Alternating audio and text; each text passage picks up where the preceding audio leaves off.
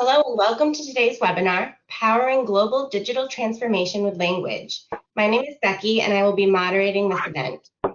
This session is being recorded. Attendees have the opportunity to place questions into the chat during the session. It is now my pleasure to introduce you to your host for today, Jamie Punishell. Thank you. You may now begin. Awesome. Thanks so much, Becky, and thank you everybody for taking the time this morning to join us. I'm actually really excited about today's webinar.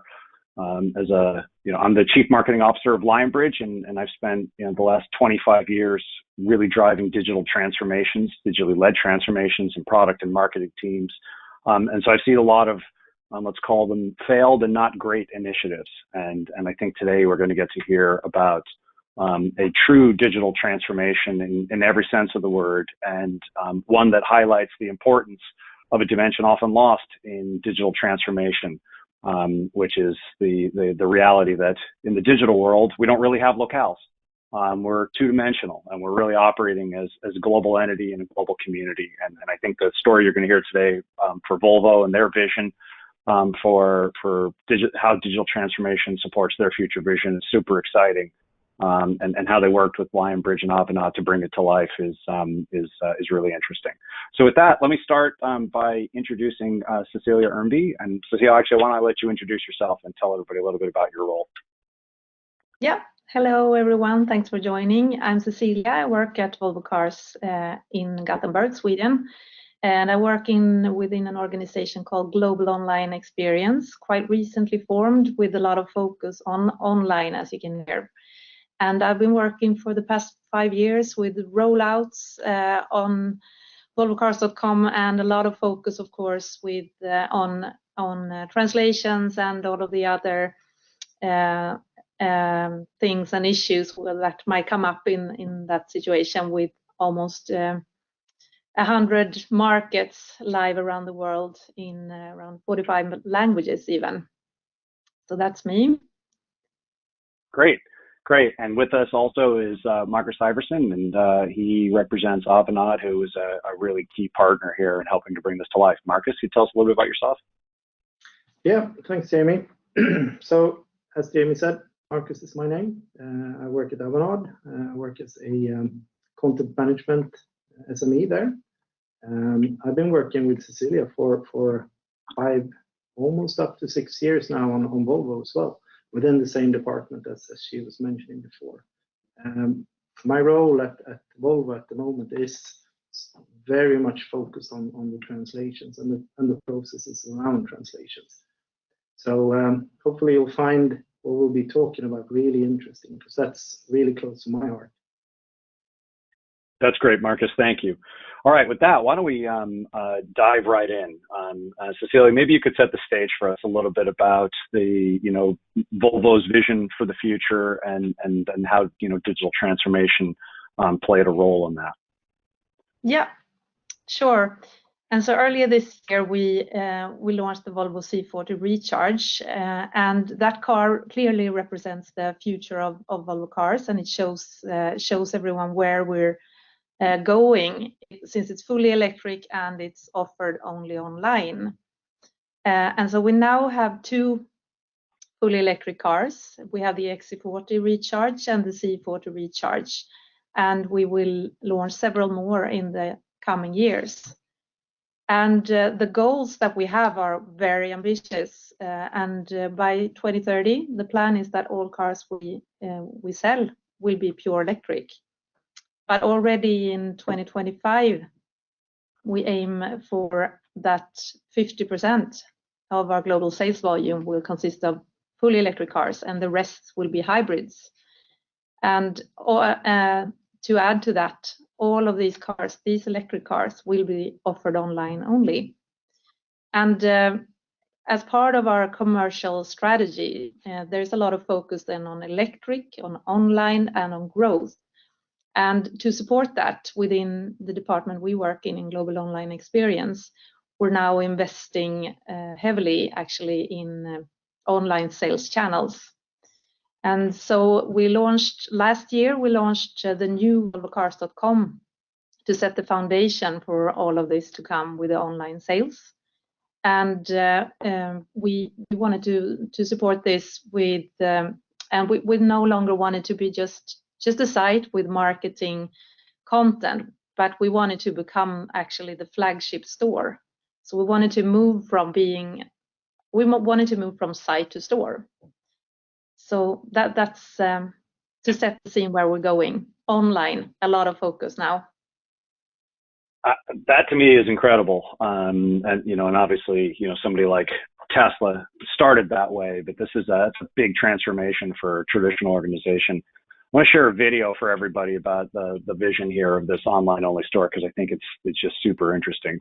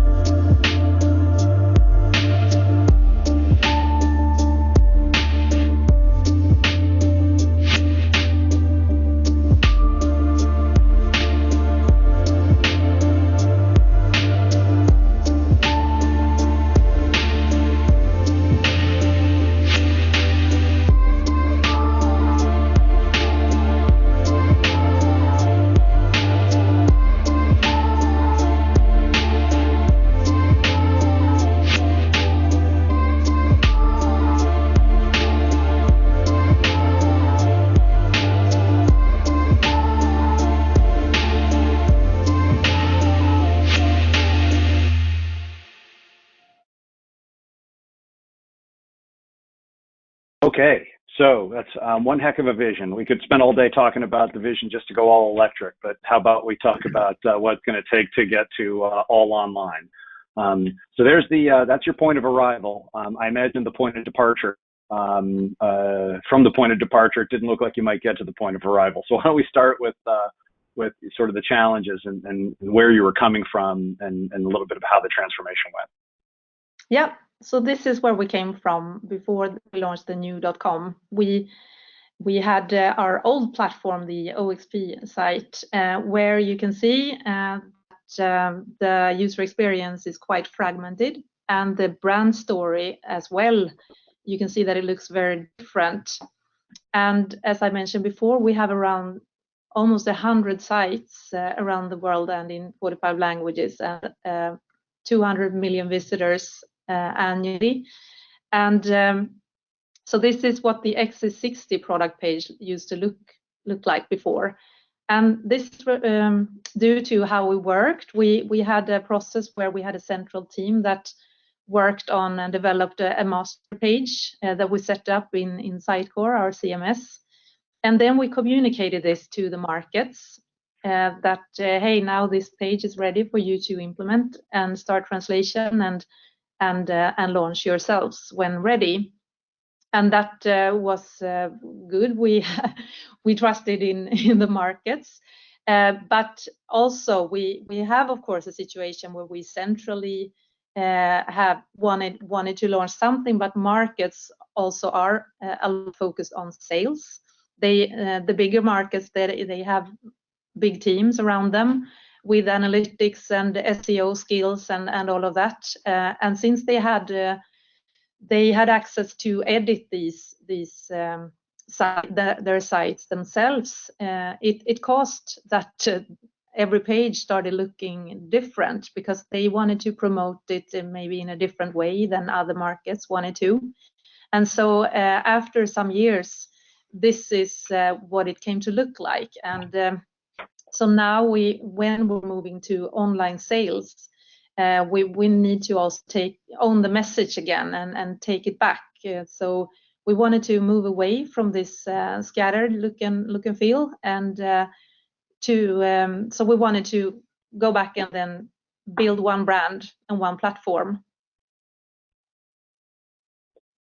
That's great. Yeah. Did it used to take a long, like when you developed a page, was it a long time before the markets would implement that? Is it what was that process like? Yeah, that was also interesting because sometimes it could be, I mean, if we launched a new car, we knew that markets would be really interested in, of course, having that page. But it could be other situation where we, for example, had a new, we needed to take down a page that was no longer communicated in the way we wanted to communicate something. Then markets were also responsible to take that down. We didn't have the control the whole way. We could only recommend them, and we could say that please just translate it and go live at this date. But not all markets were able to, for many reasons, because we have big markets and we also have smaller importer markets, and it was very difficult to make it happen always. And we didn't have the resources either, of course, to audit everything and so on. So it was quite difficult actually to make it happen. Well, and so with that, so it sounds like the local markets had a lot of control. How did they receive? I mean, lots of people, I'm sure, in the audience, and I have my own challenges here about that balance between keeping things consistent and driving, quick and fast and very digitally from the center, and then resistance. And oh no, you don't understand our market. Exactly. We have our local SEO agency. So tell me a little bit about sort of, the reaction to this effort. Yeah, so when we informed the markets about the launch of new.com and how it would be centrally controlled and centrally edited, because that is what this meant as well. With new.com, we set up central teams handling editing and translation and so on, which we took away some of that control from the markets. There were a lot of strong reactions at first.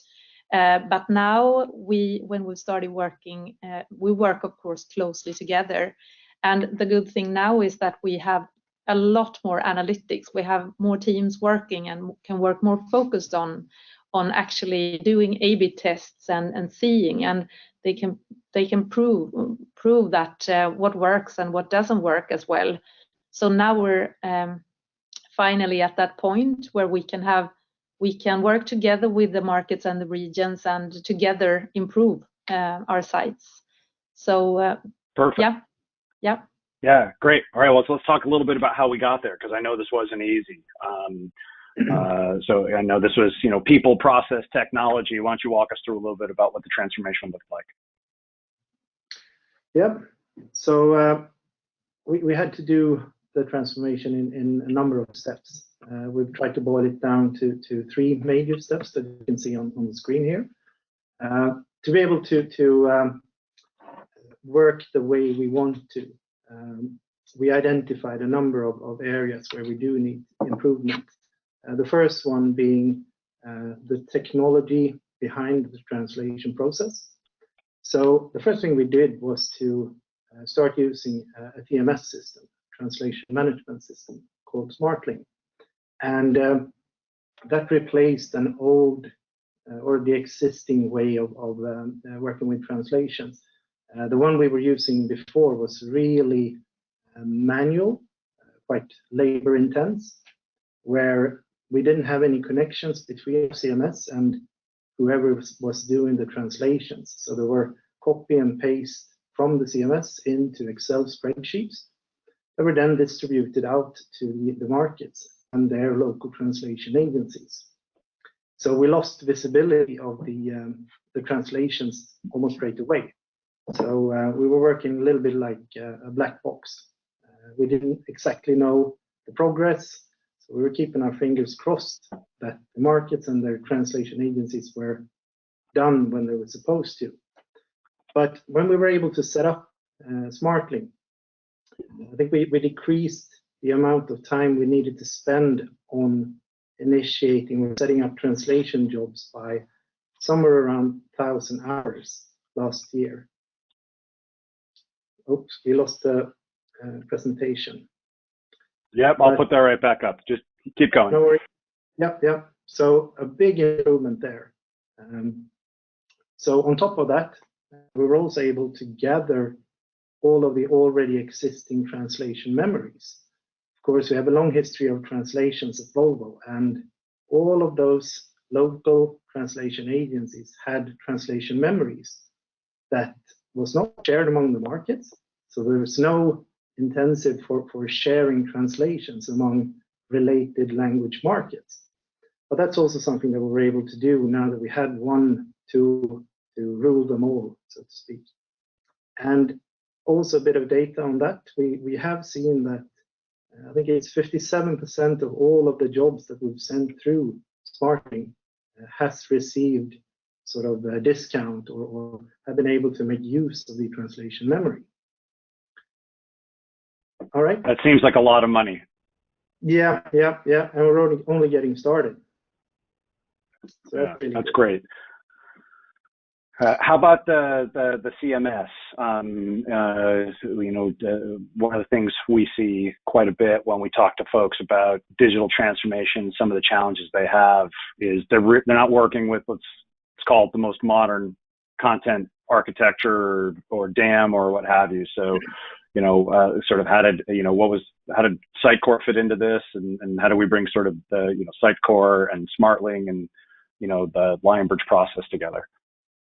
Yep. So first, I'll just start talking a little bit quick about the change in translation agencies, just to set the stage for the next question.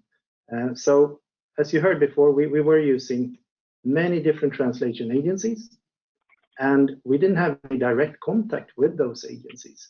So once again, coming back to the black hole I was talking about before, but that was a real big challenge to achieve what we saw in the previous slide. So what we did was to make translation a corporate or a central responsibility. We are now in control over the translations. And at the same time, we did start working with Lionbridge as well, which is an excellent partner for us when working in more of a central way. So Lionbridge is doing the translations for all of our languages now, which makes it lots easier to place demands on timings, requirements. We don't have to coordinate with all the markets and with all of their translation agencies. So that's also a big improvement. Another thing that we were able to put in place at the same time was a renewed or a central focus on search engine optimization. So what we did was to alter our translation workflow to include a step where we actually look at the translated content to verify that the search engine optimization we did on the master content carries over to the translated content and is suitable for the local context, which is also a great improvement. Which brings me to the question you asked before. Regarding Sitecore and the connectability or Sitecore's ability to man up to our needs when it comes to content management and also the translation process. There is excellent connectors between Sitecore and Smartlink. So setting up translation jobs at the moment, it's a matter of seconds or minutes compared to hours before. So we're definitely in a better position when it comes to those areas now. We did some changes to the way we work with our CMS to be able to work the way we want to. And as you can see in the third bullet here, we did upgrade our Sitecore CMS to the latest version. And at the same time, we did restructure the whole content structure in Sitecore to allow for more control from our end.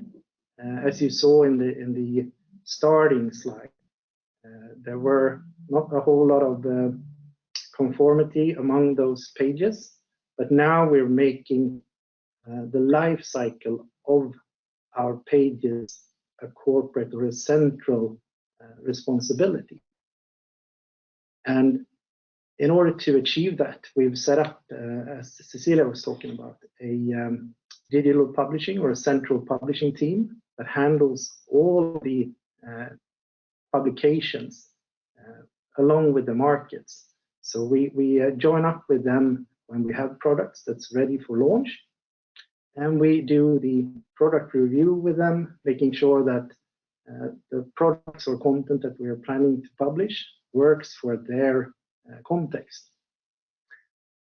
But of course, over time, we do see that it will not be possible to get the velocity of publishing if the digital publishing team is the only team that will do publishing.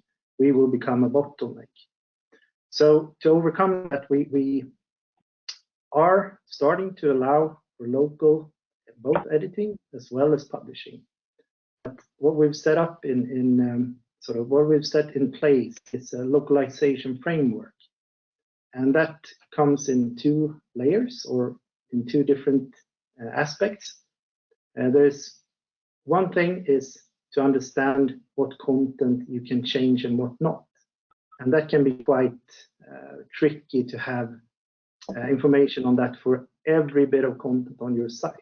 So what we've done is set up a color coding. So we have a storybook site. Storybook is a place where you can sort of demo your content structure. And for each of the pages and each of the components, we've attached a color coding so that the markets can know exactly which content to work with and which content to sort of stay clear of. And along with that, we also have content guidelines, so they know exactly what content they can add on specific pages. And how has that gone? How's the reception been? Yeah, it's really good. I think we were expecting some pushback, but once the markets got to see the new, as you saw in the short video, once the markets got to see the new site, we were able to overcome the initial hesitations. Yeah. I know you said there's a big focus on SEO. Have you seen the numbers bear it out? Is there, and it could, in the end, and I think you said this, Cecilia, the markets, they care about their digital control, but what they really care about is sales. And so as long as this is going to help them drive more sales, they will, I'm sure, be very happy with it. So how's the SEO improvements played out? Yeah, I don't have any facts here. That could be maybe another conversation that we could have, but it's that is also something, because SEO was, as we said, in the markets before. We didn't have any a team working on it centrally and reporting, which we do now. They report monthly how it's going. They work closely with the regions and the markets, collecting keywords, educating the market, and also, of course, there is a dialogue with Lionbridge as the central translation agency in doing transcreation and in improving, adjusting the translations according to the research that has been done in the SEO area. And also there is to set tone of voice. It's not SEO, but it's still to get that one voice or brand consistency. There is also education and dialogue, of course, regularly with the translators in Lionbridge to agree on that. That was not possible before, when we had translators in each market to actually set that to get that across all markets. That's another good thing. Yeah, on top of that, we've also added, we reached out to the central search and optimization team to get master SEO keywords translated into the major markets, and those have been added into the glossary of the TMS. So they all stand out when the translators are working on translations. And of course, then they will reuse the approved translations for these keywords as well. Great. So why don't we look at, sorry, go ahead, Cecilia. I didn't mean to cut you off. No, I was just going to say that SEO is so much, and it can be small things and bigger things. It can be like everything from alt text to page titles and things like that. A lot of that fell between chairs, as we say in Sweden, before, but now we take control of that as well. So many tiny things which would improve our ranking. So anecdotally, it feels good. We'll have some data soon. We'll have to get you back here in 6 months to see some of the improvements. I brought up on the screen what the new page is and sort of the new system looks like. So why don't you walk us through sort of the difference? Yeah, as you can see, I don't remember if you remember the starting point, but this, as you can see, looks a lot. It's more. They look the same, even if it's UK, Germany, Belgium. You see the same XC60 product page, same model year in those 3 markets, another model year in China and US, and that is why those 2 pages look different than the other ones. So a lot more consistent sites now. Right, yeah. And this led to you guys just had a campaign launch, right? The new campaign is out that supports this. Yes, we had in March this year. We were able to. I don't think we've ever launched so many things at the same time. We launched the C40 Recharge, the newest pure electric car. We also, and on that theme, which was sustainability, we launched this campaign, the ultimate safety test.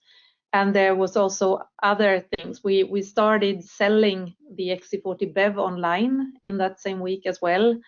And we also have our subscription model, which was also launched in Sweden actually that week. So many things launched at the same time, which wouldn't have been possible to do with this control and in this efficient way previously. And did you get to sleep that week? That seems like an awful lot to do all in 1 week. Some people didn't, probably. I did. let me play the video of the new campaign, because I think it's fantastic, and then we'll just finish with a few questions before we wrap this up. Yeah.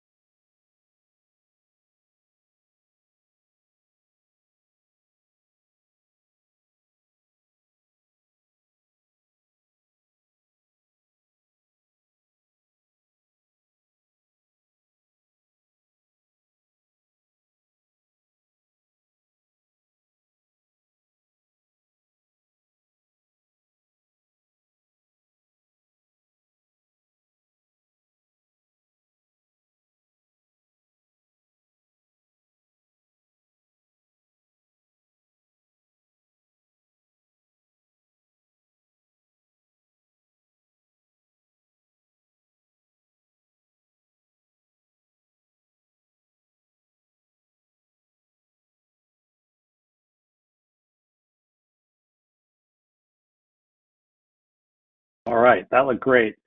Just as we come to the end here, because it's a lot of information in a very short period of time. So this has been a big transformation, a lot of moving parts, as you noted. Whoops, let me I wanted to give everybody this. Having gone through it, what would you have done different? What do you look back and say, geez, I really wish we had done that? Any learned lessons, or I wish we could have that stand out for you, that would have made your life just a little bit easier getting to this point? I mean, it's an amazing job to get here, but always you look back and say, man, I wish we knew that. That's a good question.